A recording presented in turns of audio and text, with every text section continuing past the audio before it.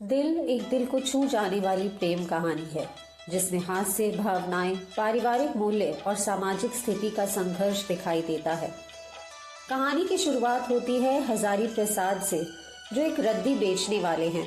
वे बेहद कंजूस हैं और पैसे को सबसे ऊपर रखते हैं। उनका सपना है कि उनका बेटा राजा, जो एक बड़े कॉलेज में है, किसी अमीर लड़की से शादी करे ताकि वह मोटा दहेज मांग सके। उनकी पत्नी सावित्री एक सीधी साधी महिला है जो पति और बेटे के बीच सामंजस्य बनाए रखने की कोशिश करती है। हजारी प्रसाद पंडित जी से सलाह लेते हैं कि उन्हें किसी करोड़पति की इकलौती बेटी के लिए वर चाहिए। पंडित जी गिरधारी लाल को हजारी से मिलवाते हैं, लेकिन अब गिरधारी को पता चलता है कि हजारी रद्दी बेचते हैं और लंबी दहेज की लिस्ट रखते हैं, तो वे रिश्ता ठुकरा देते हैं। इधर राजा अपने पिता के पैसों को बेतहाशा उड़ाता है। वह अपने जन्मदिन पर 20,000 रुपए की पार्टी देता है, जिससे हजारी प्रसाद क्रोधित होते हैं और उसकी बाइक बेच देते हैं। कहानी में आगे बढ़ने से पहले मैं सिर्फ आपसे अनुरोध करना चाहूंगी कि आपका एक लाइक, सब्सक्राइब और कमेंट मेरे चैनल को ग्रो करने में बहुत मदद करेगा, क्योंकि आपका सपोर्ट मेरे लिए एक मोटिवेशन की तरह काम करता है। राजा और मधु एक ही कॉलेज में पढ़ते हैं और एक दूसरे को देखकर तो नक जाते हैं। पहले मधु राजा पर कार से कीचड़ उछालती है, बदले में अगली सुबह राजा अंधे छात्र का नाटक कर उसे बेवकूफ बनाता है। वह उसे क्लास तक छोड़ने के लिए मजबूर करता है और फिर सबके सामने उसका मजाक उड़ाता है। मधु गुस्से में आकर कॉलेज के कराटे चैंपियन शक्ति को राजा के खिलाफ चैलेंज कर देती है। राजा ऐलान करता है कि जीतने वाला मधु को किस करेगा। राजा लड़ाई जीतता है, लेकिन मधु को किस करने से मना कर देता है। इसी दौरान हजारी की मुलाकात दुर्गेश मेहरा से होती है, जो एक अमीर उद्योगपति हैं और उनकी एक ही बेटी है मधु। हजारी प्रसाद अपने को अमीर दिखाकर मेहरा को धोखा देते हैं। एक मंदिर में मिलकर दोनों अपनी संतान के रिश्ते की बात करते हैं। दोनों बच्चों को मिलवाया जाता है, लेकिन उन्हें एक दूसरे से नफरत होती है। कॉलेज पिकनिक के लिए ऊटी जाता है, जहां राजा मधु को पुरुषों के बाथरूम में भेजने की शरारत करता है, जबकि मधु बदला लेते हुए राजा को लड़कियों के कमरे में भेज देती है। इसके बाद मधु राजा पर शारीरिक शोषण का आरोप लगाती है, जिससे राजा कॉलेज से निकाल दिया जाता है। नाराज राजा मधु को एक सुनसान झोपड़ी में ले जाता है और उसे एहसास दिलाता है कि झूठे आरोपों का क्या असर हो सकता है। मधु को अपनी गलती का एहसास होता है और वह प्रिंसिपल से माफी मांगती है। अब दोनों को एक दूसरे से सच्चा प्यार हो जाता है। वे अपने अपने माता पिता से शादी की मंजूरी मांगते हैं। सगाई बड़े धूमधाम से होती है, लेकिन तभी मेहरा को गिरधारी लाल से पता चलता है कि हजारी ने झूठ बोला था। वह सगाई तोड़ देता है और सबके सामने हजारी प्रसाद को थप्पड़ मारता है। हजारी प्रसाद इस अपमान का बदला लेने की कसम खाता है। मेहरा राजा को जेल में डलवा देता है, लेकिन मधु भी खुद को गिरफ्तार करवा के उसके साथ एक ही सेल में रहने की जिद करती है। मेहरा राजा को पिटवाने की कोशिश करता है, पर मधु को उससे अलग नहीं कर पाता। फिर वह मधु को विदेश भेजने की योजना बनाता है, लेकिन राजा चुपचाप घर में घुसकर शादी कर लेता है और मेहरा कुछ नहीं कर पाता। यहाँ दो प्रेमी 7 फेरे लेकर शादी कर लेते हैं, जबकि मेहरा घर के बाहर बंद है, अपने ही महल जैसे घर में पराई की तरह।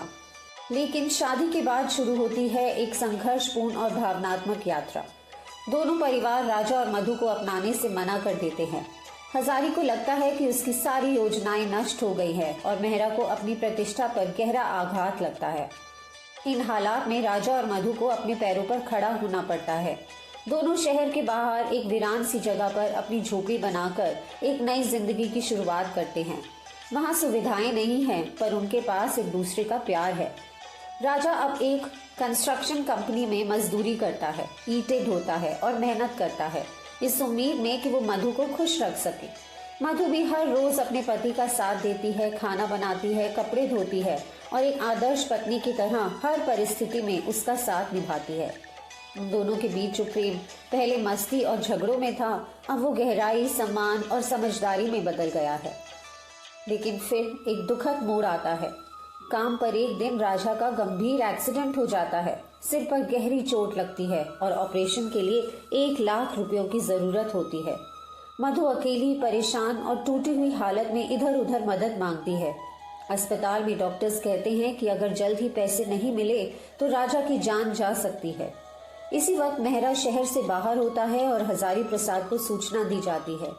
हजारी प्रसाद अस्पताल पहुंचते हैं और अपनी शर्त रखते हैं। वह पैसे तो देंगे, लेकिन बदले में मधु को राजा से अलग होना होगा और उससे सारे संबंध तोड़ने होंगे। मधु अपने प्रेम को बचाने और राजा की जान को बचाने के लिए अपने दिल पर पत्थर रखकर हाँ कह देती है। ऑपरेशन के बाद झूठ बोलती है कि वह उससे अब प्यार नहीं करती और अब वह वापस अपने पिता के पास जा रही है। राजा दिल टूटने के बावजूद उसकी आंखों के पीछे छिपा दर्द नहीं देख पाता। उधर मधु, जो अब पूरी तरह टूट चुकी है, देश छोड़ने का फैसला करती है। वह जानती है कि वह राजा के बिना जिंदा तो है, पर जी नहीं रही। हजारी अब फिर से अपनी पुरानी चालों में लग जाता है। वह राजा की फिर से एक अमीर घराने की लड़की से शादी तय करता है, यह सोचकर कि अब वह अपनी खोई प्रतिष्ठा वापस पा लेगा। उसी दौरान पुलिस आती है और हजारी प्रसाद को बताती है कि उनके बेटे राजा का एक्सीडेंट हो गया और अब वो इस दुनिया में नहीं रहा। राजा की माँ और हजारी प्रसाद के पैरों तले जमीन खिसक जाती है। राजा की माँ हजारी प्रसाद को कोसती है और कहती है कि क्योंकि तुमने मधु से उसका सुहाग छीना, इसीलिए आज भगवान ने हमसे हमारा बेटा छीन लिया। हजारी प्रसाद की आंखों में सिर्फ और सिर्फ पछतावे के आंसू थे। तभी राजा घर आता है और बताता है कि किसी चोर ने उसका पर्स और कपड़े चुरा लिए थे और वह गाड़ी के नीचे आके मर गया। राजा को अब अपने पिता की करतूतों का पता चल चुका था। वो अपने पिता से अब नफरत करने लगा था और वह सीधा एयरपोर्ट की ओर दौड़ता है। लेकिन जैसे ही वह पहुंचता है, फ्लाइट टेक ऑफ कर चुकी होती है। उसकी दुनिया एक पल को ठहर जाती है, पर तभी वह देखता है कि मधु वहीं खड़ी है। दरअसल हजारी प्रसाद पहले ही एयरपोर्ट पहुंच गए थे। उसने अपनी अंतरात्मा की आवाज सुनी, अपनी गलतियों को समझा और मधु को रोक लिया। यह वही हजारी था जो कभी दहेज के सपने देखता था, अब अपने बेटे के सच्चे प्यार के सामने झुक गया था। राजा और मधु एक बार फिर एक दूसरे की बाहों में आ जाते हैं। दोनों के चेहरे पर आंसू होते हैं, लेकिन इस बार ये आंसू दर्द के नहीं, मिलन और सच्चे प्रेम की जीत होते हैं। कहानी एक भावपूर्ण नोट पर खत्म होती है, जहां हजारी, जो कभी धन का गुलाम था, अब मानवीयता और प्रेम की कीमत समझने लगा था, और राजा मधु, जिनका प्यार कॉलेज की शरारतों से शुरू हुआ था, आज एक अटूट रिश्ते की मिसाल बन चुका था। आपको दिल की कहानी कैसी लगी, नीचे कमेंट्स में जरूर बताइएगा और चैनल को लाइक, शेयर और सब्सक्राइब जरूर कीजिएगा। धन्यवाद।